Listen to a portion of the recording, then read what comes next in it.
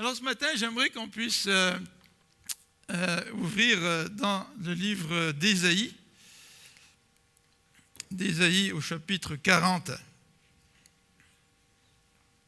Vous savez qu'à l'occasion de Pâques, on se pose toujours la question suivante. Quel texte allons-nous choisir pour Pâques? Et cette même question que je me suis posée ces derniers temps, et en lisant un article sur Internet, l'article qui commentait l'entrée de Jésus à Jérusalem sur un annon, il m'est venu à l'idée ce thème ou cette parole, « Voici ton Dieu vient ». Et en réfléchissant au thème, je me suis dit que ça serait approprié de regarder pendant ces 2 semaines qui précèdent Pâques 2 textes qui nous parlent de la venue de Dieu. Un texte dans l'Ancien Testament, dans Ésaïe au chapitre 40, et un texte dans le Nouveau Testament, donc celui de l'entrée de Jésus à Jérusalem. 2 situations où Dieu est arrivé, Dieu est venu vers son peuple. Et le texte d'Ésaïe 40 est cité dans le Nouveau Testament. Vous connaissez certainement tous ces textes dans les évangiles qui nous parlent de la venue de Jésus. Et c'est ces textes qui comportent une citation d'Ésaïe 40. Et dans Ésaïe 40, il est question de Dieu qui vient. Et en commençant son ministère, ou disons Jean-Baptiste, en commençant son ministère, qui est là pour préparer la venue de Jésus, eh bien, les textes bibliques nous disent que Jean-Baptiste prépare le ministère de Dieu qui vient. Et ce Dieu qui vient, c'est Jésus. Et justement, les évangélistes citent le texte d'Ésaïe. Dans Ésaïe, c'est Dieu qui vient. Dans le Nouveau Testament, Jean-Baptiste parle de celui qui vient, c'est ce Dieu, cette deuxième personne de la Trinité, Jésus qui vient. Alors on va regarder un petit peu ces deux textes, un de Ésaïe aujourd'hui, et puis celui de Jésus qui rentre à Jérusalem la semaine prochaine. Donc je vous invite à tourner dans Ésaïe au chapitre 40, et nous allons lire les textes au fur et à mesure que nous le commenterons. Au lieu de lire tout le chapitre en entier, nous allons lire le passage au fur et à mesure que nous le commenterons. Mais pour l'instant, je voudrais qu'on puisse débuter par la prière. Seigneur notre Dieu, merci parce que le prophète a écrit que les cieux se sont déchirés et que tu es venu. Et nous savons qu'en Jésus-Christ, les cieux se sont déchirés. Tu as envoyé ton Fils unique, ô Dieu, notre Père, pour que ton Fils puisse vivre sur cette terre, qu'il puisse mourir pour nous. Et Seigneur Dieu, tu es venu vers ton peuple dans Ésaïe. Seigneur Dieu, tu es venu en la personne de Jésus-Christ, il y a 2000 ans.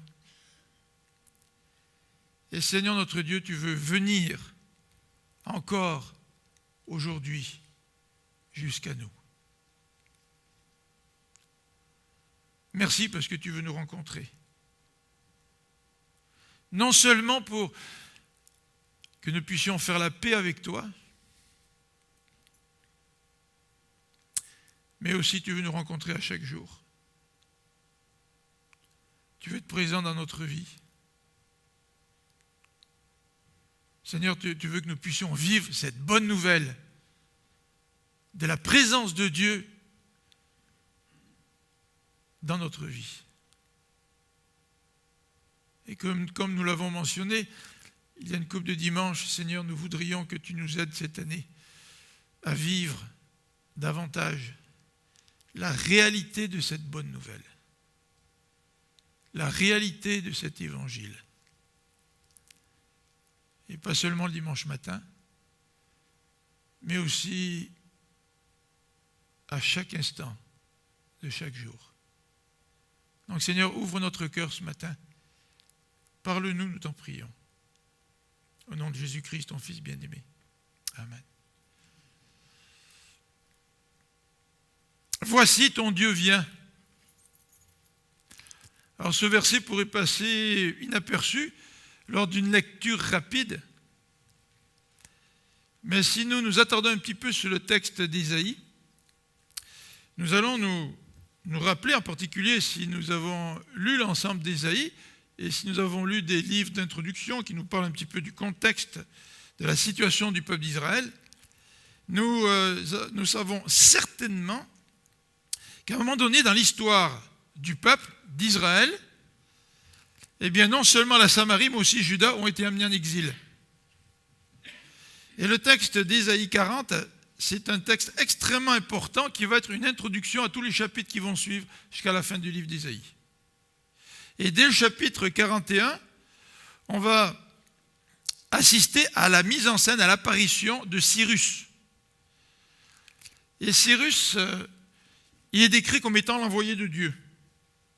Mais avant d'être décrit comme étant l'envoyé de Dieu, Cyrus, c'est la terreur des nations. Cyrus est celui qui va descendre des montagnes de l'Irak, ou de la Perse plutôt, et qui va descendre dans la vallée, et qui va, avec ses armées, tout envahir. Cyrus, c'est lui qui a uni les Mèdes et les Perses.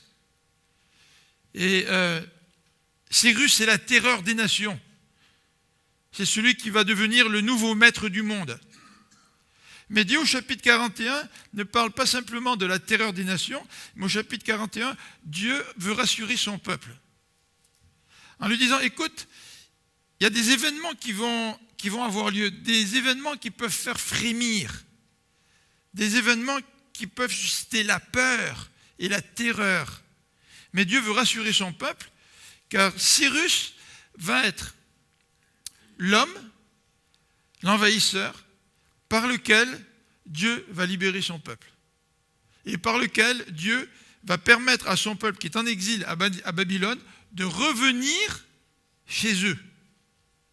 Donc au chapitre 41, nous voyons l'apparition du Cyrus, ce conquérant, puis tous les conquérants sont sanguinaires, ils veulent écraser les autres peuples et dominer.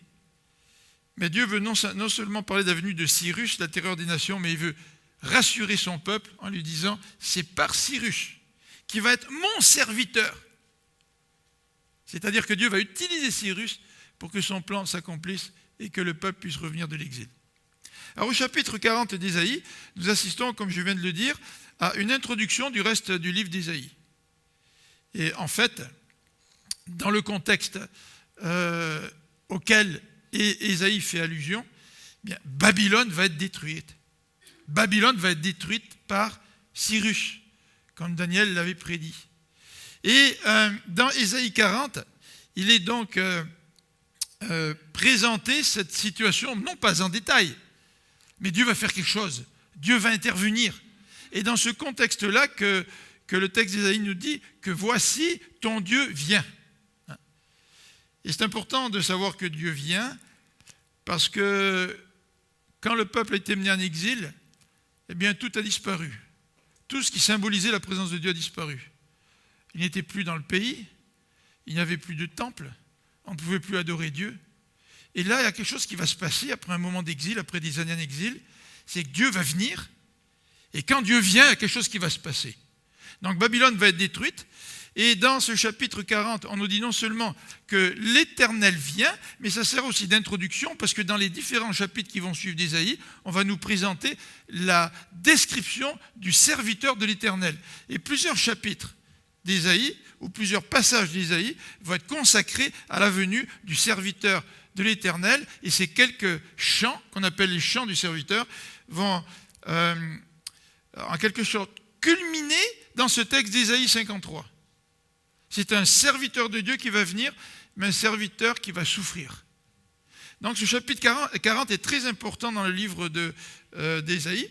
Et non seulement nous avons donc cette présentation de Dieu qui vient, notamment du serviteur de Dieu, mais aussi dans ce chapitre 40, nous avons quelques indices que quand Dieu va venir, il va amener avec lui un salut destiné à toutes les nations. Ce qu'on appelle un salut universel.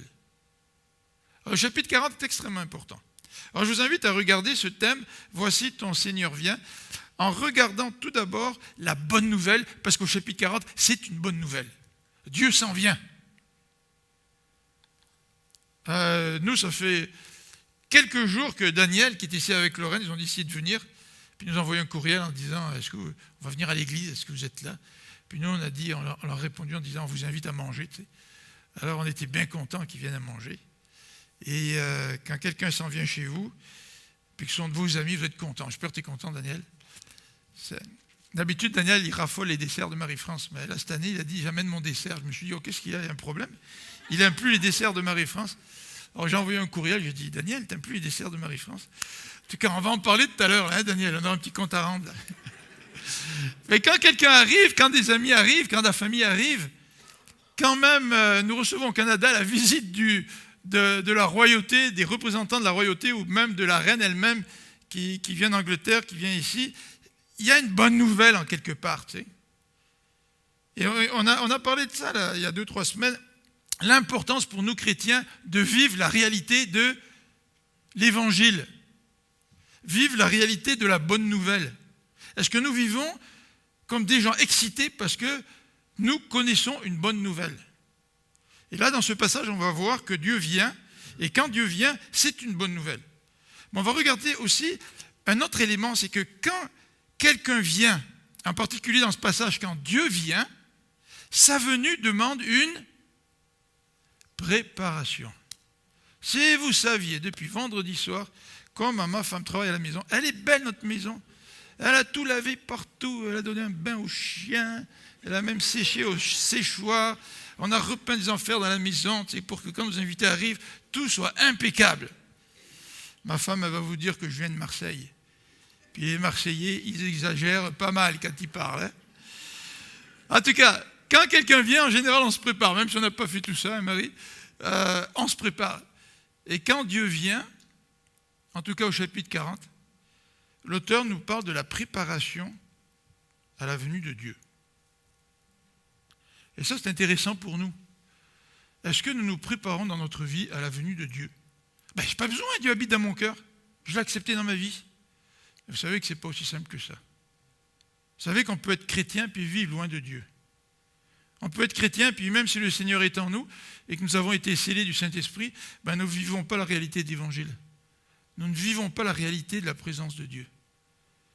Et quand on vient en présence de Dieu, que ce soit le dimanche matin ou que ce soit dans nos moments de méditation, c'est bon de se préparer à la présence de Dieu. Alors nous regarderons la venue de Dieu qui se prépare. Comment elle se prépare, cette venue de Dieu? Et nous allons regarder aussi une confirmation concernant la venue de Dieu. C'est intéressant parce que le peuple d'Israël était en exil. Et ça fait déjà quelques décennies qu'ils sont en exil. Puis Dieu annonce par la bouche du prophète, « Je m'en viens, je viens ». Mais le peuple lui avait besoin d'une confirmation. Il avait besoin d'avoir une foi solide dans la parole de Dieu qui dit « Je m'en viens ». Et nous allons regarder ensemble la confirmation de la venue de Dieu. Alors, tout d'abord, voici ton Dieu vient. Eh bien, c'est une bonne nouvelle. C'est une bonne nouvelle. Vous savez qu'aujourd'hui, c'est difficile de parler des évangéliques. En particulier à cause de tout le lien que les évangéliques ont aux États-Unis avec le milieu de la politique. Ce n'est pas toujours à notre avantage de nous présenter comme des évangéliques. En fait, on a déjà eu dans certains événements ici au Québec, certains événements au cours desquels on avait invité des journalistes, on a entendu les journalistes qui ont fait tout de suite le lien entre nous, les évangéliques du Québec, puis les évangéliques aux États-Unis. Et malheureusement, quand on veut trop s'associer avec l'État, eh bien, tôt ou tard, les évangéliques y perdent. Et l'identité des évangéliques finit par se perdre pour se confondre plus ou moins avec la politique. Alors c'est pour ça que parfois, au lieu d'utiliser l'expression évangélique ou l'évangile, peut-être que c'est mieux de parler de la bonne nouvelle. En fait, c'est ça l'évangile. C'est une bonne nouvelle. Regardons le verset 1er. Alors je lis dans la version de la Bible du Semeur. « Réconfortez mon peuple. Oui, réconfortez-le, dit votre Dieu. Et parlez au cœur de Jérusalem. Annoncez-lui que son temps de corvée est accompli, que son péché est expié, qu'elle a reçu de l'Éternel 2 fois le prix de ses péchés. » Alors ici, il est question d'une bonne nouvelle. Dieu veut que le prophète parle à son peuple. Il veut que quelqu'un réconforte son peuple. Et c'est vrai que la bonne nouvelle, en tous les cas, elle a un effet, cette bonne nouvelle. Et quand on l'entend, cette bonne nouvelle, eh bien, elle procure du réconfort. Alors, qu'est-ce que c'est que la bonne nouvelle? Comme je viens de le dire, c'est ce qu'on appelle l'évangile. Et malheureusement, comme je l'ai souligné il y a quelques secondes, le mot évangile ou évangélique ou évangéliste a pris une tournure beaucoup plus négative. Mais en fait, l'évangile, c'est la bonne nouvelle. Et le mot bonne nouvelle était utilisé au temps des Romains, par exemple, pour n'importe quelle bonne nouvelle que le peuple aurait pu entendre. C'était une terminologie commune qui était utilisée. Et quand le Seigneur arrive, eh bien, il parle d'une bonne nouvelle. C'est une bonne nouvelle. La venue de Dieu, c'est une bonne nouvelle. Et Ésaïe nous dit que cette venue procure du réconfort. Alors c'est vrai, quand Dieu vient, ce n'est pas toujours pour nous réconforter. Parfois, lorsque Dieu vient, c'est pour nous juger. Mais si nous sommes les enfants de Dieu, la parole nous dit que Dieu corrige ses enfants comme un bon père. Alors même quand Dieu vient pour nous corriger, c'est tout de même une bonne nouvelle, même si on n'aime pas la correction. Mais ici, le texte nous dit clairement que cette bonne nouvelle, elle est un réconfort pour le peuple de Dieu, pour mon peuple, dit le passage. C'est vrai que lorsque Dieu vient, c'est une bonne nouvelle pour son peuple. C'est une bonne nouvelle pour ses enfants. Et en fait, quand on vient le dimanche à l'église et qu'on vient pour rencontrer Dieu, j'espère que vous prenez ça comme une bonne nouvelle. Je m'en vais rencontrer Dieu. Puis je sais que c'est mon Dieu. Je suis à lui, je lui appartiens, je suis son peuple et je sais que Dieu veut rencontrer son peuple. Bien sûr que nous pouvons rencontrer Dieu, pas seulement à l'église, mais en particulier à l'église. Nous venons pour rencontrer Dieu le dimanche matin. Et j'espère que ça vous procure du réconfort. J'espère que ça vous fait du bien de venir en présence de Dieu. Mais pour que ça vous fasse du bien, pour que ça me fasse du bien, il faut que je vienne pour rencontrer Dieu. Ça touche la préparation de mon cœur. Quand je viens à l'église, pour quelle raison est-ce que je m'y présente? Est-ce que j'y viens pour rencontrer Dieu? Est-ce que j'y viens pour obtenir de Dieu le réconfort dont j'ai besoin? En tout cas, le texte ici ne parle pas simplement du réconfort, mais elle utilise une autre expression. Vous savez que les Hébreux utilisent la répétition pour que le message puisse bien rentrer dans les auditeurs. Alors, le prophète ne dit pas simplement « réconfortez mon peuple », mais il nous dit aussi « parlez au cœur de Jérusalem ». Alors, c'est sûr que pour nous, en français, parler au cœur, ça a une connotation plus intime. C'est pas juste du réconfort, mais c'est peut-être un peu plus fort que ça, un peu plus intime que ça. Mais c'est vrai, quand Dieu veut nous rencontrer, c'est de cette manière qu'il nous rencontre. Dieu nous rencontre toujours de manière intime. Et c'est vrai que Dieu vient parler au cœur de ceux qu'il veut rencontrer. Et c'est la raison pour laquelle la Bible nous demande d'ouvrir notre cœur. Elle utilise d'autres expressions, que nous puissions avoir l'oreille d'un disciple pour ouvrir nos oreilles. Mais pourquoi ouvrir nos oreilles? Pour que Dieu puisse nous parler, puis pour que sa parole puisse toucher notre cœur. Donc lorsque Dieu vient, c'est une bonne nouvelle. Mais c'est une bonne nouvelle, pourquoi? Parce que Dieu veut nous rencontrer, Dieu veut nous parler, Dieu veut nous faire du bien, Dieu veut toucher notre cœur. Alors la raison de cette bonne nouvelle, dans Ésaïe au chapitre 40, elle nous est décrite à partir du deuxième partie du verset 2. Parce que le temps de corvée est accompli, le péché est expié, et que Jérusalem a reçu de l'Éternel 2 fois le prix de ses péchés. Ça, c'est la raison de la bonne nouvelle. Dieu vient, et pourquoi Dieu vient? C'est parce qu'il y a eu un changement. La corvée, ça c'est l'expression qui est utilisée dans la Bible du Semeur. Mais dans d'autres Bibles, on a d'autres expressions, comme la Bible de Genève, le second, qui nous parle de servitude. Son temps de servitude est accompli. Mais de quoi il parle? Mais dans second 21, on l'a traduit différemment. Dans second 21, on lui a dit « la période de combat est terminée ». Alors c'est une image militaire qui fait allusion à des hommes qui sont enrôlés pour aller se battre. Et à un moment donné, le temps de rentrer à la maison est terminé. Le temps de la bataille est terminé. C'est un petit peu cela que nous retrouvons dans ces paroles d'Ésaïe. Alors non seulement la période de combat est terminée, mais le texte nous dit que le péché est expié. Le péché du peuple est expié. Ça, c'est une bonne nouvelle. Vous savez, le péché, là, qui rend notre cœur dur, le péché qui est un obstacle à un accès auprès de Dieu, ce péché est expié. Vous savez, ça, c'est vraiment une bonne nouvelle. Parce que lorsque mon péché est expié, dit la Bible, eh bien, j'obtiens la faveur de Dieu. Il n'y a plus rien maintenant qui fait obstacle dans ma relation avec Dieu. Ça, c'est une bonne nouvelle. Alors, je ne sais pas si vous jouissez de cette bonne nouvelle, parce que si vous appartenez à Dieu, ça veut dire que votre péché était pardonné. Vrai? Ça veut dire que si mon péché est pardonné, je vis gracié. Je n'ai pas été gracié une fois, il y a 10 ans, 15 ans, 30 ans, quand j'ai accepté Jésus dans ma vie. Je suis encore gracié aujourd'hui. Et ça, c'est une bonne nouvelle qui devra avoir des répercussions dans ma vie, dans ma relation avec Dieu, dans ma reconnaissance envers mon Dieu. Je suis gracié. Je suis un homme, une femme dont le péché est expié. Et vous rappelez que l'expiation, ça veut dire qu'il y a eu un châtiment équivalent qui a été porté.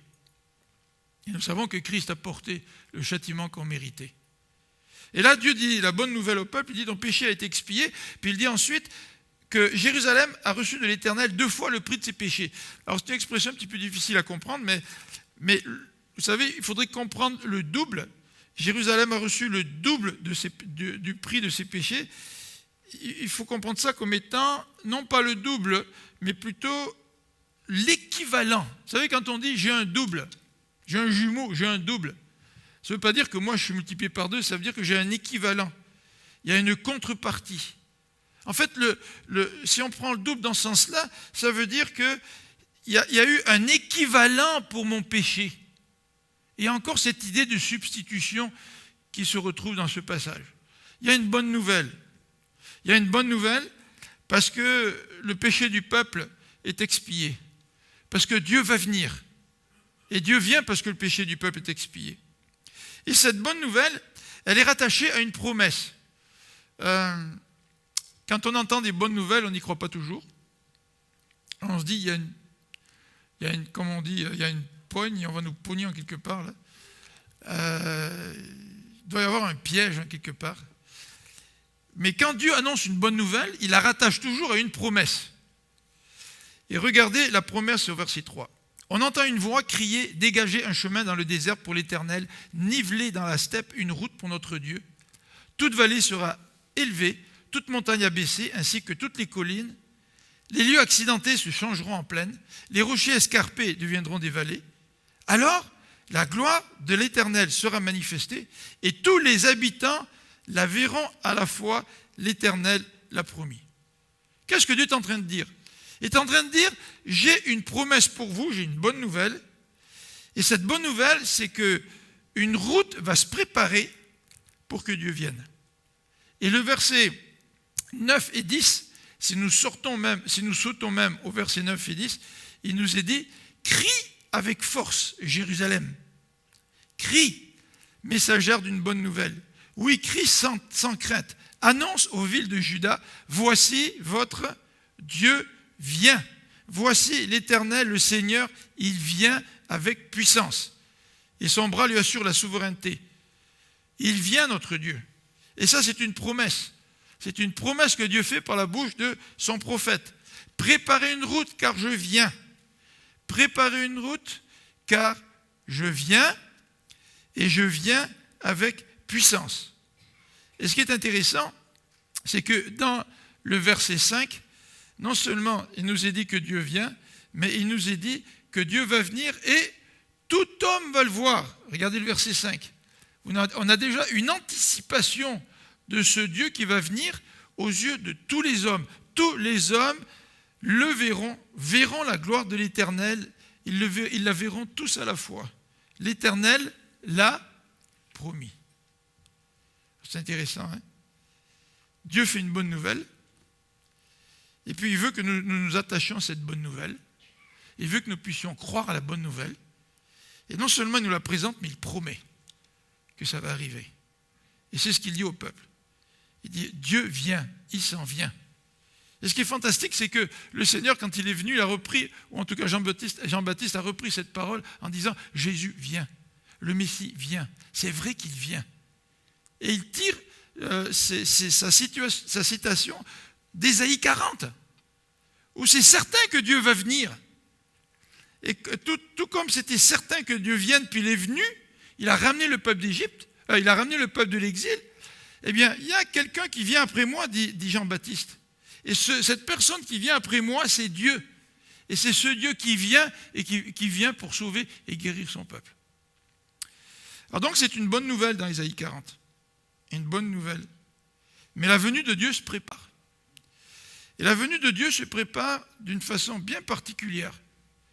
Et c'est peut-être une préparation à laquelle nous ne sommes pas nécessairement habitués.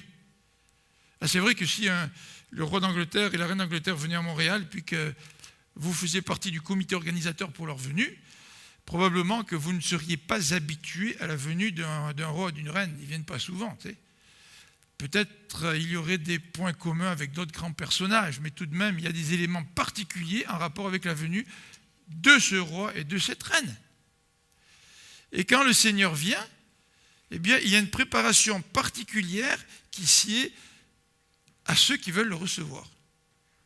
Quelle est-elle, cette préparation? Regardez au verset 3. Le verset 3 nous dit, on entend une voix crier, « Dégagez un chemin dans le désert ». Ah tiens, cette voix veut préparer, niveler dans la steppe une route pour notre Dieu. Alors cette préparation, elle nous est décrite par un appel.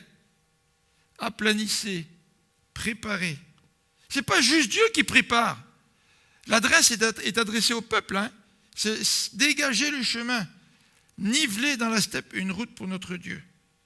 Et non seulement le texte s'adresse aux auditeurs, préparez-vous à la venue de Dieu parce que Dieu vient. Mais le texte nous donne une assurance que cette préparation va être faite. Ça va un petit peu comme la venue de Jésus. On nous est dit dans Galates 4.4 qu'au temps accompli, eh bien, Jésus est venu, il est né d'une femme, il est né de Marie, n'est-ce pas? Et quand on regarde un petit peu comment Dieu a préparé la venue de Jésus, on voit qu'une préparation humaine ne suffisait pas. Il fallait que Dieu lui aussi prépare pour la venue de ce Jésus. Et il l'a préparé de différentes façons. Il l'a préparé par tous ces siècles de souffrance du peuple d'Israël qui était soumis à des étrangers. Ce peuple d'Israël qui avait développé la soif de liberté. Cette venue de Jésus qui s'est préparée par la venue des Romains. Et les Romains, en venant, ont unifié tout le monde de l'époque, le monde télévisé de l'époque, avec un système de routes et de transport qui a fait que l'évangile a pu se répandre facilement.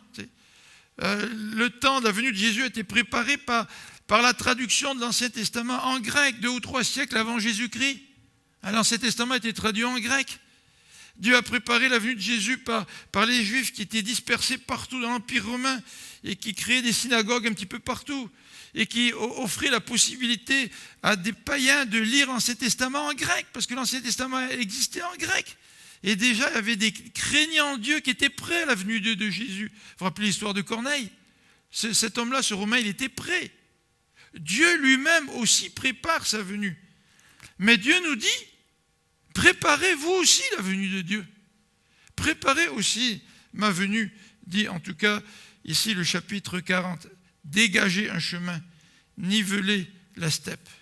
Oui, c'est du gros travail, c'est vrai, mais vous inquiétez pas, toute vallée sera élevée, toute montagne abaissée, ainsi que toutes les collines, les lieux accidentés se changeront en plaine, les rochers escarpés deviendront des vallées. La préparation va avoir lieu. Même si la préparation va avoir lieu, la question se pose, comment est-ce que je me prépare à rencontrer Dieu? En fait, nous savons que dans les 4 évangiles, Matthieu, Marc, Luc et Jean, nous retrouvons ce texte qui nous dit qu'il y a une voix qui crie dans le désert. Préparez la venue de Dieu. Et Dieu s'en vient. Et Jésus s'en vient, nous dit les évangiles. Alors comment se préparer? Eh bien, vous l'avez vu à l'écran, la venue de Dieu se prépare par la repentance. Je ne sais pas si vous savez ce que c'est que la repentance. La prédication de Jean-Baptiste, dans Matthieu au chapitre 3 et au verset 2, comprend la repentance. Et la prédication de Jean-Baptiste nous parle non seulement de la repentance, mais d'un Dieu qui vient aussi juger si tu ne te repens pas. Et la repentance est un élément extrêmement important dans la conversion. Et la repentance est un élément extrêmement important dans notre relation avec Dieu. Cet élément est tellement crucial qu'avant de venir, Dieu dit, je viens, mais il faut que tu te prépares. Et pour te préparer, il faut que ton cœur devienne un cœur repentant. Je ne sais pas comment vous avez vécu votre conversion. Peut-être qu'on vous a dit, donne ta vie à Jésus, puis Jésus va te sauver. J'aimerais suggérer en quelque part que si vous pensez que c'est ça la conversion, il y a peut-être quelque chose qui vous a échappé. Il y a quelque chose de vraiment crucial. Parce que la conversion, c'est pas de dire à Dieu, Dieu, je te donne ma vie, et puis là, je suis très content parce que j'ai un billet pour aller au ciel. La conversion, c'est comprendre qu'on est pécheur et que ce péché nous sépare de Dieu. La conversion, c'est de comprendre que ce péché est un obstacle entre Dieu et moi. La repentance, c'est d'admettre que je suis pécheur. La repentance, c'est comprendre que je suis pécheur. Et la repentance peut s'accompagner de pleurs, bien sûr, mais la repentance se manifeste en particulier par un changement de vie. Un changement de vie qui est essentiel pour démontrer notre salut, pour démontrer les fruits de notre salut. Alors Jean-Baptiste va parler de repentance.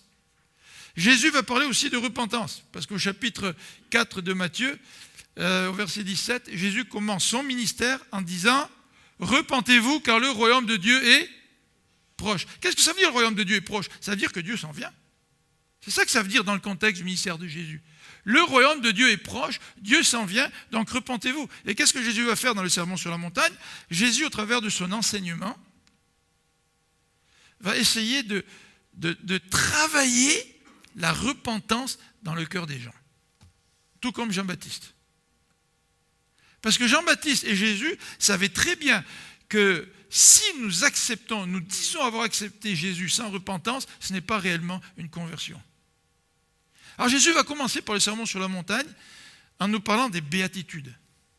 Puis Jésus va nous présenter la perfection que Dieu exige de chacun d'entre nous au travers de l'enseignement du sermon sur la montagne. Et c'est tellement dérangeant le sermon sur la montagne que bien des gens ont dit non, le sermon sur la montagne, ça va peut-être s'appliquer dans le retour de Jésus, dans le millénium, là, mais ce n'est pas pour nous aujourd'hui. Parce que c'est impossible pour nous d'avoir une justice plus grande que celle des scribes et des pharisiens.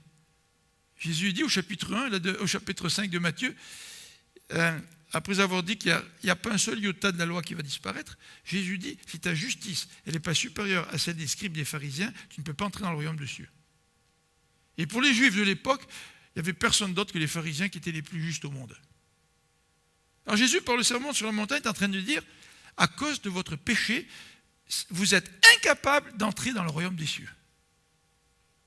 Et ce que Jésus veut, c'est toucher notre vie pour que nous puissions réaliser la grandeur de notre péché, nous repentir, pour pouvoir bénéficier de son pardon et entrer dans le royaume des cieux.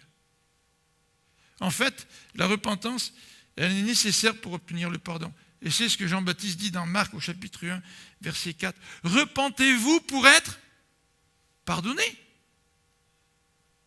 Repentez-vous pour être pardonné. Et ce qui est intéressant, c'est que dans le texte de Matthieu 1, verset 5, il y a un élément qu'on ne pratique pas souvent dans nos églises, en rapport avec le baptême. Puis j'aimerais nous poser la question, est-ce que nous serions à l'aise si nous instaurions dans l'Église cet élément-là lors d'un baptême? Quel est-il cet élément dans Marc au chapitre 1, verset 5 ? Bien, c'est que les gens qui se faisaient baptiser confessaient publiquement leurs péchés. Waouh! Ça, c'est quelque chose. Dans une société comme la nôtre, on est très individualiste. Moi, je vis ma vie spirituelle avec Dieu, puis de toute façon, je n'ai pas besoin de confesseur. Alors moi, je vais simplement devant Dieu, puis je me confesse à Dieu. Tu sais. Mais vous savez que quand on fait une confession publique, il y a un engagement qui est beaucoup plus solide. Tu sais, si tu veux t'engager pour Christ là, et que tu te fais baptiser publiquement, parce que c'est ça un baptême, ça veut dire que ton expérience spirituelle, ce n'est pas juste en privé, en catimini, là, entre toi et Dieu, puis il n'y a personne qui le sait. Non, c'est important, ton engagement. D'ailleurs, tous les engagements officiels, tous les engagements importants sont officiels, sont publics, que ce soit dans les affaires, que ce soit un mariage, ou que ce soit dans d'autres domaines. Tout engagement important est public. Et c'est la raison pour laquelle Jésus a demandé à ce qu'on se fasse baptiser, et que ça soit public. Mais en plus, Jean-Baptiste, il baptisait les gens, puis confessait leurs péchés publiquement. C'est quelque chose, hein? Ça doit prendre de l'humilité, confesser son péché publiquement. Alors peut-être qu'à l'époque, ils n'avaient pas de micro. Puis quand Jean-Baptiste les plongeait dans l'eau, Jean-Baptiste, avant de les plonger, ne leur demandait pas de confesser publiquement devant le micro pour que tout le monde entende leurs péchés. Tu sais. Je ne sais pas exactement comment ça s'est passé d'une manière pratique. Là, tu sais. Peut-être qu'il le faisait devant Jean-Baptiste, je ne sais pas. Peut-être qu'il y en a 2 ou 3 qui l'entendaient, je ne sais pas. Mais toujours est-il, il y avait une dimension publique à cette confession-là. Est-ce que nous sommes tellement attachés au Seigneur que nous serions prêts à confesser publiquement certains de nos péchés? La Bible nous dit, confessez vos péchés les uns aux autres. Bien sûr, il faut une certaine sagesse là. Si je ne vais pas les confesser certains de mes péchés qui va à quelqu'un, puis ça va l'écraser et puis il va être incapable de m'aider. Il faut quand même faire preuve de sagesse dans ce domaine-là. Mais vous comprenez le lien entre la repentance puis la confession publique de mes péchés. C'est vrai que quand publiquement je prends un engagement, il va y avoir beaucoup plus de chances que cet engagement se manifeste. Et qu'est-ce que c'est que la repentance? Eh bien, dans Luc 3, nous avons 3 exemples de repentance. La repentance, c'est un changement. C'est bien plus que des émotions, la repentance. La repentance, c'est un changement. Et c'est pour ça que la Bible parle de fruits. Tu dis que tu appartiens à Dieu, quels sont tes fruits? Montre-moi que tu appartiens à Dieu. Si la semence est tombée dans de la bonne terre, ben la semence, à un moment donné, elle va pousser, elle va croître, elle va sortir du sol, puis elle va produire du fruit. C'est ce que dit Jésus. Jésus dit qu'il y a de la semence qui tombe sur le bord du chemin. Et puis, très rapidement, cette semence, elle ne sert à rien parce qu'on marche dessus, puis elle est écrasée. Ou elle tombe parmi des ronces. Puis ça pousse un petit peu, on est excité de la joie de l'évangile, de la bonne nouvelle. Puis les ronces arrivent, les soucis du siècle, puis ça étouffe tout ça. Mais si tu es chrétien, si tu es passé véritablement par la repentance, ben Jean-Baptiste nous encourage à démontrer les fruits du changement. Et dans Luc au chapitre 3, Jean-Baptiste, ou plutôt l'évangéliste, nous présente 3 exemples de changement. Et en écoutant ces exemples de changement, j'aimerais que nous puissions nous poser la question, sous l'influence du Saint-Esprit, là, ma conversion, ma repentance, mon changement de vie, le fait que Dieu est venu dans ma vie, ça se manifeste comment? Quels sont les changements de ma vie qui manifestent que j'appartiens vraiment à Dieu? Et si je veux que Dieu vienne dans ma vie aujourd'hui, parce que peut-être que ma vie spirituelle est un petit peu fade, il manque un petit peu de vie, là. J'aurais besoin que Dieu vienne dans ma vie. J'aurais besoin d'y laisser plus de place. Comment est-ce que le Seigneur te demande de te préparer? Quel changement dans ta vie le Seigneur te demande de faire pour accueillir davantage la présence de celui qui veut vivre en nous. Alors dans Luc au chapitre 3, nous avons donc ces quelques exemples à partir du verset 10. Luc chapitre 3, verset 10. Le premier s'adresse à la foule. Si quelqu'un a 2 chemises, qu'il en donne une à celui qui n'en a pas. Et si quelqu'un a de quoi manger, qu'il partage avec celui qui n'a rien.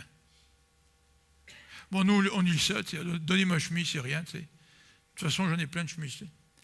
Puis donner à manger, il n'y a rien là, j'en ai plein dans mon frigidaire. Et vous savez que les gens à l'époque, ils vivaient au jour le jour. Vous avez beaucoup de gens qui étaient des journaliers. C'est-à-dire, ils travaillaient et recevaient leur paye à la fin de la journée. Et puis là, ils savaient, par cette paye, ils avaient de quoi manger ou se vêtir, enfin pour demain. Donc quand ici, Jean-Baptiste nous dit, si tu as 2 chemises, donne-en une, ça veut dire qu'il parle de l'essentiel. Ça veut dire, si tu as un petit peu de nourriture ce soir, parce que tu viens de travailler, tu as eu un petit peu d'argent pour te nourrir, eh ben donne avec celui qui n'en a pas. Vous savez, quand on visite les pays qui sont les plus pauvres, c'est leur générosité qui nous frappe. Ils nous donnent de leur nécessaire. Ils nous accueillent en nous donnant de la nourriture. Ils nous accueillent chez eux en nous donnant de leur nécessaire. Tu dis que tu es chrétien, tu dis que tu as rencontré Dieu, ou tu dis que tu veux rencontrer Dieu, tu dis que tu veux un renouveau dans ta vie spirituelle, tu veux que Dieu vienne. Ben Jean-Baptiste nous dit, est-ce que tu te prépares à la venue de Dieu? Est-ce que tu te prépares par la repentance? Est-ce que tu te prépares par un changement dans ta vie? Deuxième exemple, c'est celui des collecteurs d'impôts au verset 12 de Luc 3. Les collecteurs d'impôts venaient dire à Jean-Baptiste, ils viennent de se faire baptiser, puis ils disent, qu'est-ce qu'on doit faire? Qu'est-ce qu'on doit faire? Eh bien, Jean-Baptiste leur répond en disant, n'exigez rien de plus que ce qui a été fixé. Les collecteurs d'impôts, ils doublaient, ils triplaient les impôts, puis ils gardaient le supplément à leur poche. C'est pour ça qu'ils étaient riches. C'est pour ça que Zachée a rendu énormément d'argent quand Jésus est venu le rencontrer. Voyez-vous, la repentance de Zachée s'est manifestée par un changement dans sa vie. Il a rencontré Jésus, Jésus a touché son cœur, mais il y a eu un changement dans sa vie. Troisième exemple, les soldats, au verset 14. Les soldats le questionnèrent aussi, que devons-nous faire maintenant qu'on se repent, maintenant qu'on se fait baptiser? Il y a quelque chose qui vient de changer dans notre vie, qu'est-ce qu'on doit faire? Mais Jean-Baptiste leur dit, n'extorquez d'argent à personne et ne dénoncez personne à tort. Imagine-toi, tu es soldat, tu as la puissance, puis tu dénonces quelqu'un à tort. Parce que tu as arrêté Mike, là, sur le bord du chemin, puis tu veux qu'il porte ton paquet pendant 1 000. Hein? Ils avaient le droit de faire ça, les Romains. Et puis Mike, il dit, j'ai pas envie, tu sais. Ou Mike, il dit, il le fait, mais en rouspétant. Puis le soldat lui dit, fais un 2e 1000. Mais il avait le droit de demander qu'1 000, le soldat. Alors, puisque Mike ne veut pas faire le 2e, on va l'accuser à tort, tu sais. Puis là, Mike va avoir des problèmes avec la justice. Alors Jean-Baptiste dit aux soldats, bien, écoutez, manifestez votre repentance par un changement. Alors, il est vrai que dans ce texte d'Ésaïe 40, l'auteur n'insiste pas sur la description de la repentance. Il nous dit que Dieu vient. Mais ce même texte d'Ésaïe 40 est repris par les évangélistes. Et les évangélistes nous parlent de la préparation du cœur, de la repentance, parce que Jésus s'en vient. Et Jésus lui-même prêche la repentance en disant le royaume de Dieu est proche. Est-ce que nous nous préparons, nous, dans notre vie, à rencontrer Dieu par la repentance? Savons-nous ce que c'est que la repentance? Troisième élément qui est important dans ce texte d'Ésaïe au chapitre 40, c'est la confirmation de Dieu. Quand Dieu dit quelque chose, bien souvent le peuple doute. Et quand Dieu parle, bien souvent, nous aussi, nous doutons. Donc Dieu va confirmer ce qu'il est en train de dire dans Ésaïe 40. Oui, je m'en viens. Voici ton Dieu vient. Et je vous rappelle que Dieu s'adresse à un peuple qui est en exil. Et Dieu leur dit, je viens, et puis je vais vous permettre de rentrer dans votre pays. Alors mettez-vous dans la peau de ceux qui sont en exil. Vous êtes sous la domination de Babylone. Babylone qui est la puissance de l'époque. Vous avez été déportés à Babylone. Tous les jours de votre vie, vous sortez, vous promenez dans Babylone, vous voyez la puissance militaire au travers de l'architecture, au travers de tout le système de vie de cette société. Vous voyez la puissance de l'homme en action. Comment Dieu, tu dis que tu viens? Mais tu viens, moi je suis en Babylone là, puis je suis en exil. Est-ce que ça se peut vraiment que tu viennes? Et le peuple de Dieu avait besoin de la confirmation de la venue du Seigneur. Et voici ce que dit ce texte au verset 6. Verset 6. Une voix interpelle, va, proclame un message. Un autre lui répond, que dois-je proclamer? Dieu dit qu'il vient, hein? Dieu dit, je viens là. Puis il lui dit, maintenant, il faut que tu proclames un message. Quel est le message? Regardez les mots qui suivent. Que tout homme est pareil à l'herbe, et toute sa beauté comme la fleur des champs. Car l'herbe se dessèche et la fleur se flétrit, quand le souffle de l'Éternel passe dessus. En vérité, les hommes sont pareils à de l'herbe. Oui, l'herbe se dessèche et la fleur se flétrit, mais la parole de Dieu subsistera toujours. Le prophète est en train de décrire la petitesse de l'homme.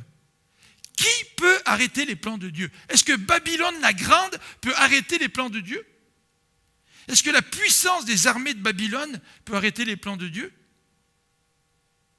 Et pour confirmer sa venue, Dieu va rappeler que l'être humain n'est à ses yeux comme la fleur des champs. Ça vient, ça pousse, c'est beau, mais après quelques instants, ça flétrit et ça meurt. Et en fait, cette petitesse de l'homme, elle n'est pas seulement décrite dans cette comparaison entre l'homme et la fleur des champs, pour rappeler au peuple que Dieu est tout-puissant et que les Babyloniens ne peuvent pas arrêter l'accomplissement du plan de Dieu. Mais les êtres humains sont comparés à des sauterelles au verset 21. Regardez le verset 21, un peu plus bas. Ne savez-vous pas? Ne l'avez-vous pas entendu? Cela ne vous a-t-il pas été déclaré dès le commencement? Ne l'avez-vous pas compris? N'avez-vous pas compris la fondation du monde? Or, pour celui qui siège bien au-dessus du cercle de la terre, ses habitants sont pareils à des sauterelles. Dieu y siège. Dieu y siège là, au-dessus de sa création. Tu sais. Puis regarde l'être humain. L'être humain est comparé à des sauterelles. Il a tendu le ciel comme une toile. Il l'a déployé comme une tente pour l'habiter. Il a réduit à néant les princes de la terre et fait évanouir les dirigeants du monde. À peine ont-ils été plantés, à peine ont-ils été semés, à peine ont-ils poussé quelques racines en terre, que l'Éternel souffle sur eux, les voilà qui sèchent. Ils sont emportés comme un fétu de paille par la tempête. La petitesse de l'être humain. Et malgré cette petitesse, les exilés vont se plaindre à la fin du chapitre. Regardez la fin du chapitre 40 au verset 27. Les exilés se plaignent. Pourquoi donc, ô Jacob, parler ainsi? Pourquoi dire, ô Israël, mon sort échappe à l'Éternel et mon Dieu ne fait rien pour défendre mon droit? Ne le sais-tu donc pas? Ne l'as-tu pas appris que l'Éternel est Dieu de toute éternité? C'est lui qui a créé les confins de la terre. Il ne se lasse pas, il ne s'épuise pas et son intelligence ne peut être sondée. Combien c'est important de nous rappeler que le monde dans lequel nous vivons est un monde qui passe, que la puissance de l'être humain n'est qu'éphémère et que les plans de Dieu vont s'accomplir. Les plans de Dieu vont s'accomplir.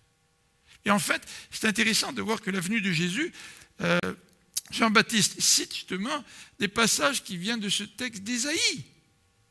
Dans ce texte d'Ésaïe qui nous dit que Dieu vient, et qu'il n'y a rien qui empêchera la venue de Dieu. Les plans humains ne feront pas obstacle à la venue de Dieu. La puissance de l'époque ne pourra pas faire obstacle à l'intervention de Dieu. Et de la même manière, rien n'a pu faire obstacle à la venue de Jésus. Et de la même manière, il n'y a rien, que ce soit la Russie, la Chine, les États-Unis, personne ne pourra faire obstacle à la réalisation finale du plan de Dieu et au retour final de Jésus-Christ. Est-ce que nous croyons que Dieu vient? Il est venu dans Ésaïe 40. Jésus est venu dans les évangiles. Mais Jésus revient. Est-ce que nous croyons cette bonne nouvelle? Est-ce que nous sommes tellement imprégnés par la puissance du monde, la puissance des gouvernements, que nous ne vivons plus la réalité du retour de Jésus? Ou peut-être nous sommes trop pris dans le matérialisme et les soucis du siècle. Mais encore aujourd'hui, la Bible nous dit « Dieu vient ». Et est-ce que tu te prépares à sa venue par la repentance? Est-ce que tu t'appuies sur les promesses de Dieu? Dieu veut confirmer sa venue. Et Jésus-Christ veut confirmer son retour en nous rappelant la petitesse de l'homme. Mais il veut nous rappeler aussi, dans ce passage d'Ésaïe 40, combien Dieu est incomparable. Et il va le faire par des questions au verset 12. Au verset 12, il nous pose quelques questions pour nous dire que Dieu est incomparable. Qui a mesuré l'océan dans le creux de sa main? Qui a déterminé les dimensions du ciel avec la largeur de sa main? Alors, malgré nos exploits scientifiques, je ne sais pas si on est même capable aujourd'hui d'aller examiner ce qu'il y a dans les fosses marines.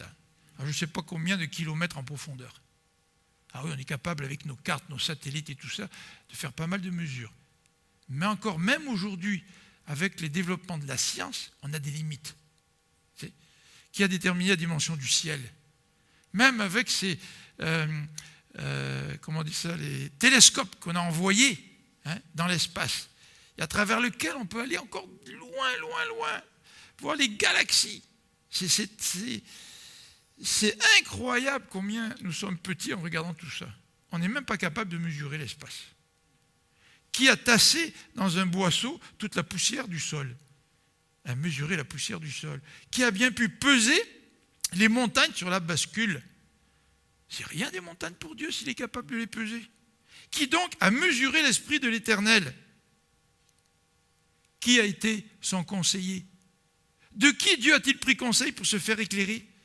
Qui lui a conseillé la voie du droit? Qui lui a transmis le savoir et lui a fait connaître le chemin de l'intelligence? Dieu est incomparable. Et quand il nous promet qu'il vient, Dieu vient. Vous savez, il n'y a pas de comparaison avec les nations et la création. Au verset 15, il nous dit ceci: « Voici, les nations sont pour lui comme la goutte d'eau tombant d'un seau. » Combien on est de milliards aujourd'hui sur la terre? Nous sommes qu'une goutte d'eau. Toutes les milliards qui formons la population du monde aujourd'hui, nous sommes comme une goutte d'eau qui tombe d'un seau. Combien nous sommes petits. Les nations sont comme un grain de sable, toujours au verset 15, sur le plateau de la balance. Alors quand tu mets un grain de sable sur la balance, est-ce que ta balance, elle bouge? Elle ne bouge même pas. Vous vous rendez compte? Aux yeux de Dieu, nous n'avons aucun impact. Pas plus d'impact qu'un grain de sable sur une balance. Et pourtant Dieu nous aime. Et pourtant Dieu nous aime. Voici les îles et les régions côtières, il les soulève comme de la poussière. Les cèdres du Liban ne suffiraient pas à nourrir le feu de son autel.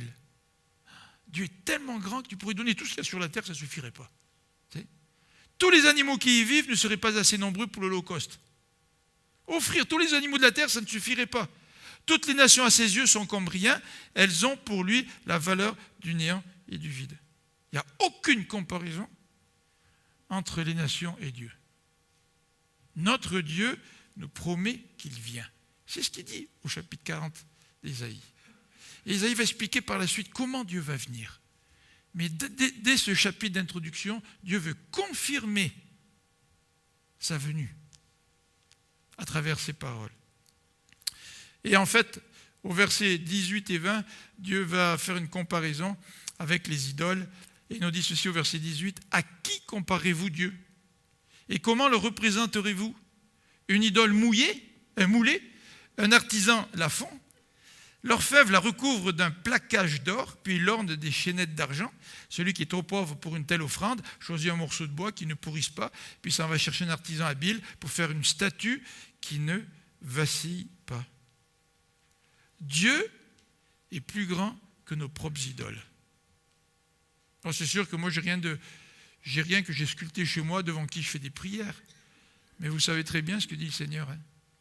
Tout ce qui prend la place de Dieu dans notre vie devient une idole. Et c'est certain que si tu as des idoles dans ton cœur, si j'ai des idoles dans mon cœur, je ne peux pas me préparer à la venue du Seigneur. Le Seigneur vient. Est-ce que nous nous préparons par la repentance? Est-ce que nous croyons en ces confirmations de Dieu qui nous dit « je viens ». Nous sommes tellement petits. Dieu est tellement incomparable. Regardez la description qui nous est faite des attributs de Dieu dans ce passage. Il nous est dit que Dieu est fidèle à sa parole. Regardez au verset 5. Il nous dit au verset 5, l'Éternel l'a promis. Dieu vient, la gloire de l'Éternel sera manifestée, tous les hommes la verront. L'Éternel l'a promis. Ensuite, au verset 8, au verset 8b, il nous dit encore que l'Éternel va venir. Regardez, la parole de notre Dieu subsistera toujours. Dieu dit, je viens, Dieu va venir. Et en plus, au verset 9b, il nous est dit ceci, crie sans crainte, annonce aux villes de Juda, voici votre Dieu vient. Dieu est fidèle à sa parole. Deuxième élément que nous voyons dans ce passage, en rapport avec qui Dieu est, eh bien, c'est qu'il est puissant, mais il est aussi un Dieu d'amour. Regardez le verset 10. Le Seigneur vient avec puissance. Et son bras lui assure la souveraineté. Ses récompenses sont avec lui, et le fruit de son œuvre va devant lui. Comme un berger, il paîtra son troupeau. Voyez-vous le contraste entre la puissance de Dieu qui vient, ce Dieu qui a un bras tellement puissant que rien ne peut s'opposer à lui, puis d'un autre côté, l'amour d'un berger. Il paîtra son troupeau, il rassemblera les agneaux dans ses bras, c'est-à-dire les petits qui ont besoin d'aide. Sur son sein, il les porte. Il va conduire doucement les brebis qui allaitent. Vous voyez toute la sollicitation de Dieu, là, la compassion de Dieu envers son propre troupeau qui se manifeste au travers de cette image. Dieu est un Dieu puissant et un Dieu rempli d'amour, mais c'est aussi un Dieu éternel qui renouvelle nos forces. Sautons à la fin du chapitre maintenant, au verset 27 que nous avons lu tout à l'heure. Dieu dit au peuple, pourquoi tu te plains là? Pourquoi tu dis que je ne m'occupe de rien? Mais regardez ce qu'il dit au verset 29. Il donne de la force à qui est las ou fatigué. Il augmente la vigueur de celui qui est épuisé. Les jeunes gens se lassent et ils s'épuisent, et même de robustes gaillards tombent, mais ceux qui comptent sur l'Éternel renouvellent leurs forces, ils prennent leur envol comme de jeunes aigles, sans se lasser, ils courent, ils marchent en avant et ne s'épuisent pas. Notre Dieu qui vient, c'est un Dieu qui renouvelle nos forces. Puis rappelez-vous, à qui parle Dieu dans ce passage? À qui le prophète parle? À des gens qui sont en exil. Ils sont à plus de 1000 kilomètres de chez eux.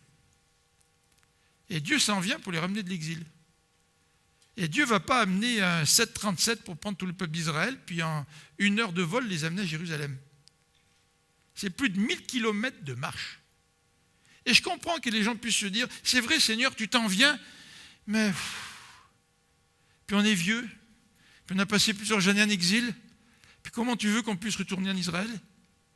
Mais le texte nous dit que Dieu, quand il vient, c'est un Dieu qui nous donne la force dont nous avons besoin.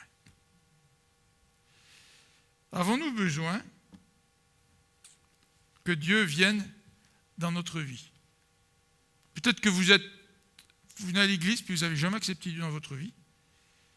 Mais est-ce que vous comprenez qu'accepter Dieu dans sa vie, c'est une bonne nouvelle? Est-ce que vous comprenez que d'accepter Dieu dans ta vie, c'est Dieu qui vient? Et Dieu qui est tellement grand qu'il décide de venir dans ma vie, mais c'est extraordinaire ça. Est-ce que vous comprenez que pour que Dieu vienne dans votre vie, vous avez besoin de repentance? J'ai besoin de repentance, même si je suis chrétien aujourd'hui, puis que je veux que Dieu soit encore plus présent dans ma vie, j'ai besoin de me repentir. Le cœur de l'être humain est tortueux par-dessus tout. Et notre cœur de chrétien de 10 ans, 15 ans, 30 ans, 40 ans dans le Seigneur est aussi et encore tortueux. Et si nous voulons vivre la relation avec Dieu, l'intimité avec Dieu, nous avons besoin de connaître la repentance. Qu'est-ce que Dieu veut que nous changions dans notre vie aujourd'hui? Ce qui est formidable, c'est que personne ne peut arrêter Dieu. Quand Dieu veut venir toucher ta vie, il veut venir te transformer, rien ne peut l'arrêter. Mais est-ce que tu crois ce qu'il dit? Est-ce que Jésus est vraiment dans ta vie? Est-ce qu'il est venu dans ta vie? Ou est-ce qu'il est déjà venu, mais il n'est plus vraiment? Parce que tu vis loin de lui. Ça, c'est une bonne nouvelle que Jésus vient. Vous savez que Pâques, c'est vraiment une bonne nouvelle. Dieu est venu à la présence de Jésus. Il est venu pour pouvoir, par la suite, venir dans ma vie. On va terminer par un petit mot de prière.